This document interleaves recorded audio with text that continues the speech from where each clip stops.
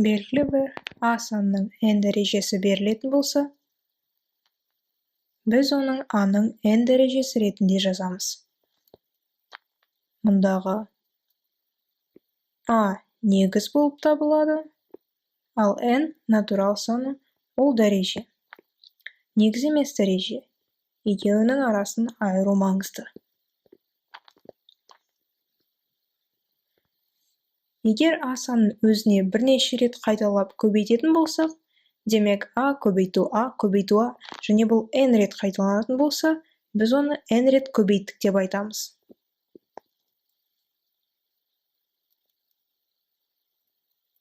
Мысалды қарастыратын болсақ, жай мысалды келтірейін. 4 көбейту 4. Осы өрнекті біз 4-тің квадраты деп жаза аламыз. Және бұл жердегі 2 дәреже, ал 4 саны негіз болып табылады. Және осы өрнектің жауабы 16-ға тең. Енді біз бүтін көрсеткішті дәреженің негізгі қасиеттеріне тоқталып кетейік. Ең бірінші қасиеті ол a-ның бірінші дәрежесі a-ның өзіне тең болуы. Демек, кез келген санның бірінші дәрежесі сол санның өзіне тең болады. Яғни, бұл жердегі n дәрежесі 1-ге тең болса, сол санның өзіне тең болып шығады. Бұны есте сақтаған жөн. Енді екінші қасиетіміз. Келесі қасиет. Бұл минус a, яғни кез келген минус санның n дәрежесі осы жердегі n-нің жұп немесе тақ болуына байланысты. Түсіндіріп кетсем, егер n саны жұп болатын болса, біздегі берілген жауап 10 болып шығады.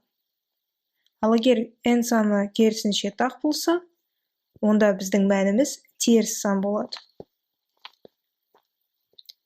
Үшінші қасиеті, егер a n бөлінген m бөлшегі берілсе, оны біз a-ның n азайту m дәрежесі ретінде жаза аламыз. Бұл жердегі бөлу бізде азайтуға көшеді. Келесі қасиет, a-n көбейту a-m болса, көбейтіндің дәрежелердің өзара қосылуы.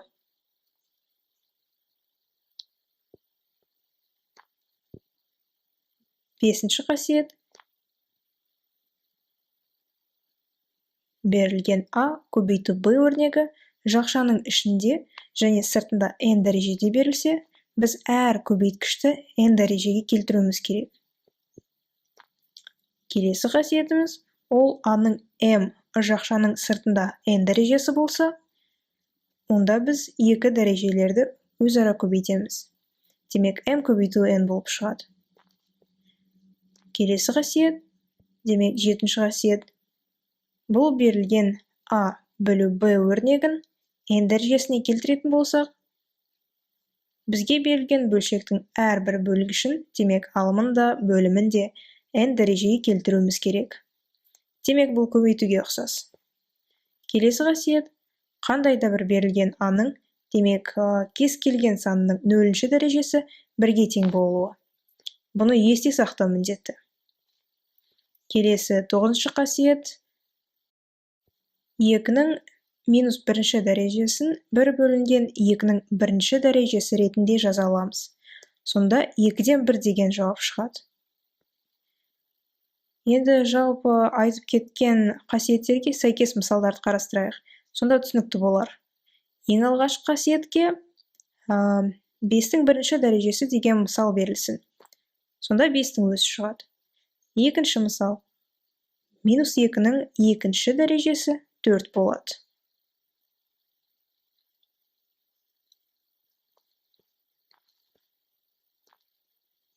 Үшінші қасиетке мысал. 3-тің 6-шы дәрежесін 3-тің 3-ші дәрежесіне бөліп көрейік.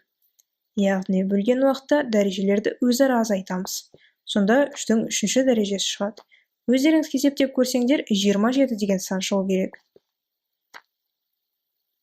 4-ші қасиетке сәйкес мысал. Бұл 5-тің 2-ші дәрежесіне 5-тің 1-ші дәрежесін көбейтеміз. Сонда 5-тің 3-ші дәрежесі шығады. Көбейтілген уақытта дәрежелерді өзара қосамыз. Жауабымыз 125. Келесі мысал. 2 көбейтілген 3-тің 2-ші дәрежесі. Яғни айтып өткендей, көбейтілген уақытта әрбір көбейткішті сол дәрежеге келтіруіміз керек.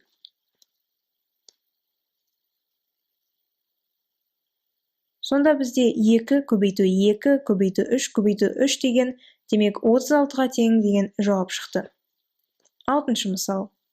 Қандайда бір 7 саны берілсе, соның 2-ші дәрежесі және жақшаның сыртында 3 болса, біз осы дәрежелерді өзара көбейтеміз. Сонда бізде 7-нің 6-шы дәрежесі шығады. Демек 2-ні 3-ке көбейтіп 6 шықты. Ары қарай есептеп көрсек, одан үлкен сан шықпақ. Ол 117.649-ға тең. Енді бөлшектердің дәрежесі. Егер бөлініп беріліп тұрса, біз әрбір бөлінгішті дәрежеге келтіреміз. Демек, алымында бөлімінде. Сонда 2-нің 2-ші дәрежесін 3-тің 2-ші дәрежесіне бөлсек, 4/9 деген шығады. 8-ші мысал. Кез келген санның 0-ші дәрежесі 1-ге тең. 9-шы мысал. Оны алдында айтып өттік. Мұнда минус дәрежесіне байланысты негіз бөліміне түсіп, 2-ден 1 деген жауап шығады. Назарларыңызға рахмет.